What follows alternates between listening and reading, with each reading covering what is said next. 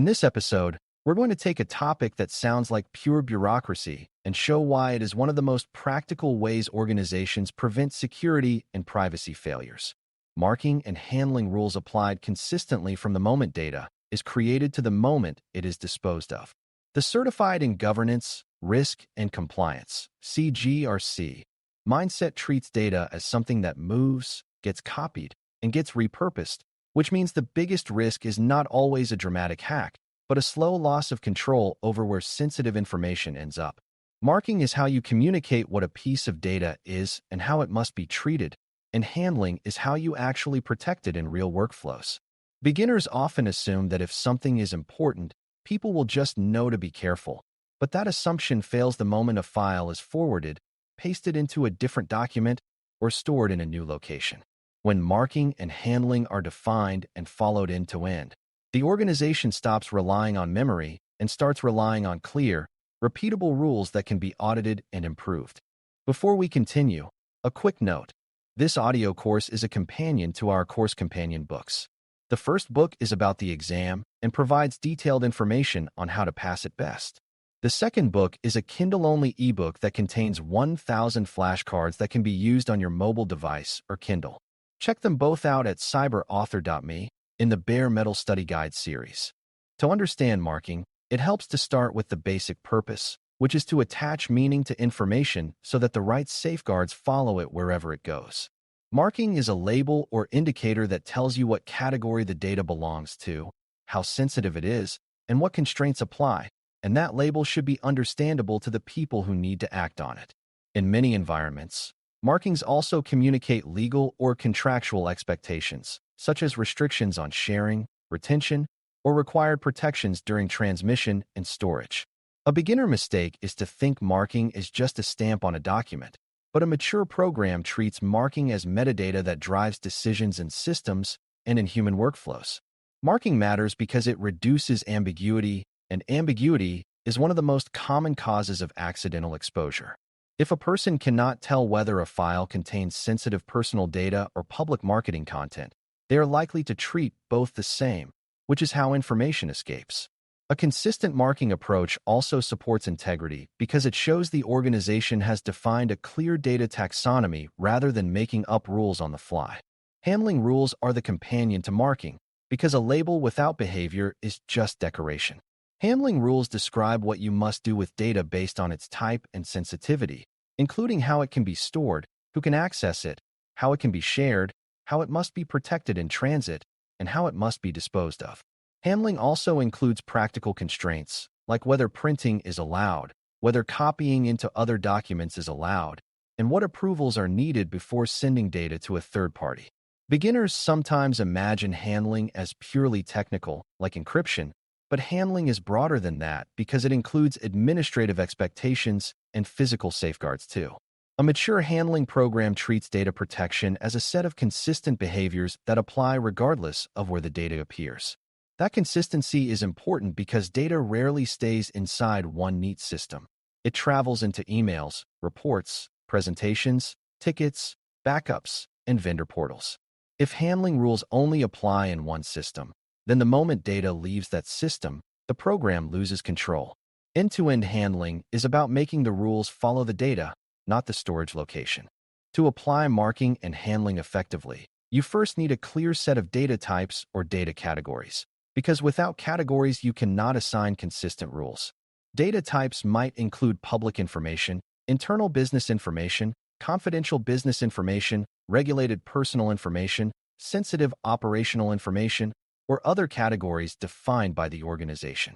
The exact names are less important than the idea that each category has a clear definition and a clear reason it exists. Categories should be based on impact if the data is exposed, altered, or unavailable, and they should reflect legal and contractual obligations where relevant. Beginners often want the category system to be perfect, but perfection is not the goal. Usefulness and clarity are the goal. If categories are too many or too complex, people will not apply them consistently, and inconsistency is worse than a simple system that is followed. A practical approach is to define categories that map to distinct handling rules, so the categories actually drive different behaviors. When categories and behaviors align, marking becomes meaningful because it leads to action. The end-to-end part begins at the moment of creation or collection, because that is where marking should ideally be assigned. If a system collects personal data, the program should treat that data as belonging to a defined category from the start, not after it has been copied into other places. If a document is created with sensitive content, it should be marked at creation so people who receive it later can see the sensitivity immediately. This matters because most lifecycle failures happen early, when people are moving fast and do not yet feel the weight of compliance requirements. A strong program makes correct marking easy at creation by providing clear definitions and clear default behaviors. Beginners sometimes assume marking is something you do right before sharing, but by then the data may already be stored and backed up in ways that are hard to unwind. Early marking also supports later controls like retention and disposal, because the category informs how long the data should exist and what destruction methods are required. When marking begins at creation, the lifecycle becomes easier to govern. Once data is marked, access control should align with the marking, because access is one of the most direct handling rules. A mature program follows the principle that more sensitive data should have more limited access, and access should be based on need rather than convenience. This is not about distrust. It is about reducing exposure by reducing unnecessary pathways to the data. Beginners often think access control is simply user accounts and passwords, but governance focuses on who is authorized, why they are authorized, and how that authorization is reviewed over time. Marking supports this by making it clear what level of sensitivity is involved, so access decisions can be proportionate. If a file is marked as containing regulated personal data, it should not be shared broadly on a general team drive where access is uncontrolled. If a dataset is marked as confidential business information, the program should ensure that access is limited and tracked appropriately. Aligning marking with access control also creates stronger evidence, because you can show that sensitive categories are protected by design rather than by luck. Storage rules are another handling area where marking must drive behavior, because where data lives affects how it is protected and how it can be controlled. Data marked as high sensitivity should be stored in approved locations that support the necessary protections, such as strong access control, monitoring, and reliable backup handling. Data marked as low sensitivity may have more flexibility, but even then, storage should follow basic rules to prevent accidental alteration or loss.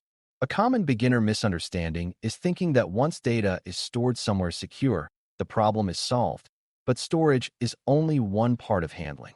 If the same data is later copied into an unapproved location for convenience, the original secure storage does not protect the copy. A mature program addresses this by defining approved storage locations for each category and by training people on why that matters. It also includes controls that make approved storage the easy path, because when the secure option is too hard, people choose the convenient option. Marking becomes a practical guide by telling you which storage rules apply without requiring you to guess. Transmission and sharing are where marking and handling often fail, because data in motion is where people tend to take shortcuts. Handling rules should specify how data of each category can be transmitted, such as whether it can be emailed, whether it must be shared through controlled channels, and whether additional protections are required. Sharing rules should also specify who can receive the data, what approvals are needed, and what constraints apply to further sharing. For privacy-sensitive data, sharing rules often include purpose limitation, meaning you share only for an approved purpose and only with parties who are authorized for that purpose. Beginners sometimes assume that once someone inside the organization has the data, they can share it with anyone else inside the organization, but that is not always true, especially when privacy obligations apply. A mature program treats internal sharing as a controlled activity, not an automatic right. Marking supports this by communicating the sensitivity so the sender knows that additional care is required. When sharing rules are clear, people can comply without second-guessing, and that reduces accidental disclosures. Physical handling matters too, because data does not only exist digitally, and physical exposure is still exposure. Handling rules often address printing, display in public spaces, storage of paper records, and disposal of physical documents. Beginners sometimes think physical controls are old-fashioned, but physical leakage is common, like sensitive documents left on printers, notes left in conference rooms, or files stored in unlocked cabinets. Marking on printed documents can help remind people of sensitivity, but physical handling rules also need behavior expectations, like clean desk practices and controlled disposal methods. Physical media, such as removable drives or archive devices, also becomes part of lifecycle handling, especially when devices are repurposed or retired. A mature program defines how physical media containing sensitive categories must be stored and destroyed, and it ensures evidence exists for destruction when required. Physical handling is also a place where privacy can be compromised easily, because personal data printed on reports is still personal data. End-to-end handling means you treat physical and digital information with the same seriousness when sensitivity is high. Retention and disposal are where marking continues to matter, because the data category should determine how long information is kept and how it is eliminated when it is no longer needed. Handling rules should specify retention periods or link to retention schedules, and they should clarify how data in each category is archived or deleted. A common beginner assumption is that deleting a file from a folder means it is gone, but in many environments, data may persist in backups, archives, and logs, which means disposal must be managed intentionally. A mature program considers where copies exist and ensures disposal processes account for those copies within the limits of operational reality and obligations. Marking helps because it identifies what is sensitive and therefore what deserves careful end-of-life control. For sensitive categories, destruction methods must reduce the chance of recovery, and the program may require documented proof that destruction occurred. This is where compliance and governance intersect strongly, because regulators and auditors often care not just that you plan disposal, but that you executed it. End-to-end handling includes the last mile of making sure data does not outlive its purpose.